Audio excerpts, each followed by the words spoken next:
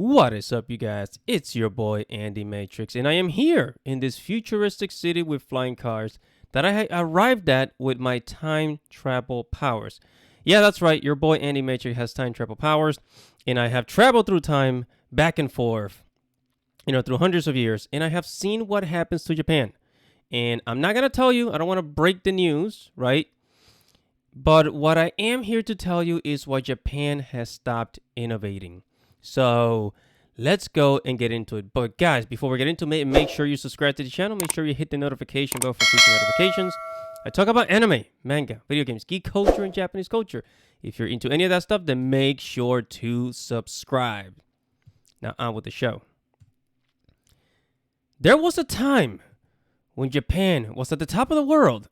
I mean, they were head first in the world's economic growth and power. After World War II, the Japanese decided that they needed to play a big part in the production of goods in the world. There were large investments made, and it was a time of high prosperity in Japan. They called it the economic miracle in Japan, which is a pretty cool name if you ask me. No one had ever seen a country recover from a disaster so fast like Japan. I mean, seriously, these motherfuckers, they got bombed. They got bombed in the 50s, and then about, a decade later, boom, they just recovered, just like that. So, yeah, that's pretty freaking impressive, man. That is a miracle. Shit. Hence the name. So the Japanese, they imitated the American school system to improve education, and they became one of the top producers of electronics and other gadgets in the world. Okay? In 1989, the top companies in the world were Japanese. 14 out of 20 companies took the top most successful companies in the world. That's right.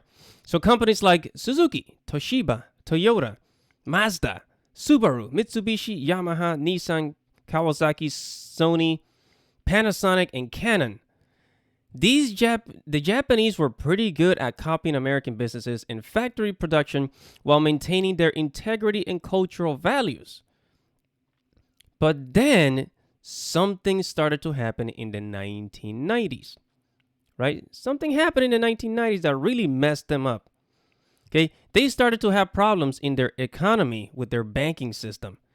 I'm not going to go too deep into that. I actually encourage you to go and do some research as to what happened in the 1990s in Japan, but it was pretty devastating. It was with the banking system, and a lot of companies, businesses, they could not, take out loans to grow their businesses. And so, and thus, it was the beginning of their economic slowdown that will last for decades up to this day.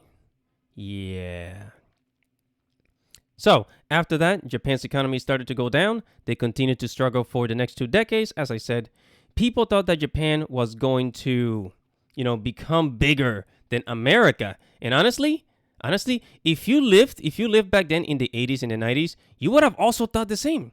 Because, dude, like I said, 14 of the top 20 companies were Japanese. It was absolutely incredible. They even they became even bigger than Microsoft and Apple back then.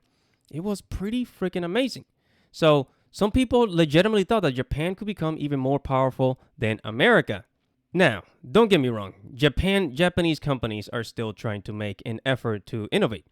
But it just seems like they reached their peak, and so they have been trying to rethink their strategy in this modern world. So, why the Japanese have stopped innovating? Okay, so I've really thought about it, and I looked around, and there seems to be 2 problems for Japanese innovation. Okay, so the first one is their business culture. For example, in America, entrepreneurship is highly encouraged. Even in today's world of snowflakes, SJWs, and WOKE agendas, America still has its entrepreneurial spirit that it was founded on, right? However, in Japan, being an entrepreneur is not something that is highly encouraged. As a matter of fact, most people will tell you to go work for a big company like Honda and Nissan. Yeah, so, entrepreneurship, it's not something that's looked up at. Some people might actually think that you're kind of like arrogant for trying to be the best or like to go out on your own or something like that. I don't know. It's complicated.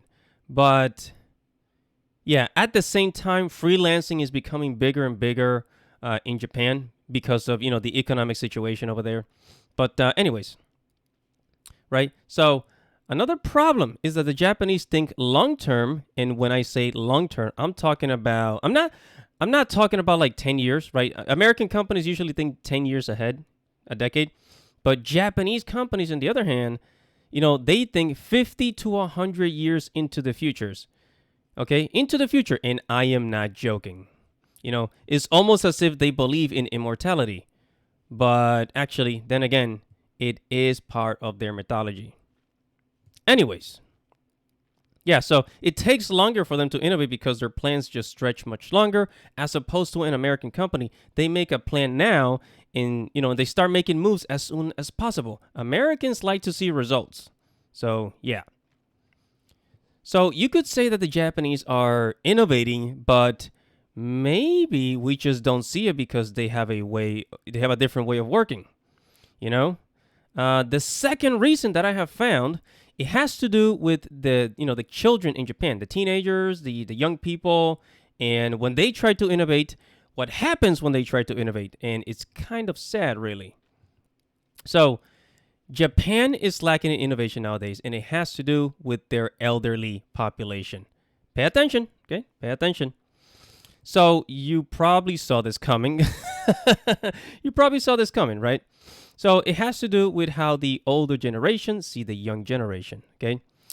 Japanese kids are creative. I mean, for God's sake, right? For God's sake, they gave us the best animation in the world in manga, right? And they are one of the best gamers in the world, actually. So let's say, for example, a Japanese kid will create a new way to carry his lunchbox, right? To keep it warm and bring it to school. But then the school teachers will tell the kids, "Hey, that's not how it's done. You must do things the way we have always been doing it. So stop it." Urgh! Right? I mean, that sounded nothing like a Japanese person, but you get the point. So, yeah, that's right. They actually discourage kids from innovating. It's kind of sad. I mean, isn't that insane? Isn't that insane? Good dolly. Like, in America, people will love these kids, and they would be seen even as geniuses, right? You would look at them as geniuses. I hate to say it, and I don't mean to pick on them, but it is the older generation in Japan that are holding kids back from being creative. The sad to say, but it's true. Japan has a high population of older people. The sad part is that politicians will listen to the older generation first when making decisions. Okay, 28% of the population is 65 years or older. I mean, that's a lot of old people in Japan. Okay, so I'm probably going to get some old people leaving angry comments on the video, and you know what? That's okay. I think this is common in many cultures. The elderly don't want anything to change. Heck, my grandmother didn't want anything to change. She didn't want me to change. She didn't want me to go. But hey, that's another story. Sorry, Grandma. The elderly, they want things to stay as they are. And the young people want to think of new ideas and ways of doing things. But the elderly always criticize them or tell them that it's stupid or it's never gonna work, right? Never gonna work. I'm Latino, and I can tell you this is also true in my culture. But hey, whatever your thoughts are, make sure to comment below. Make sure to like this video. Subscribe to the channel, hit the notification bell for future notifications. And thanks for watching, guys. It's your boy, Andy Matrix. Godspeed.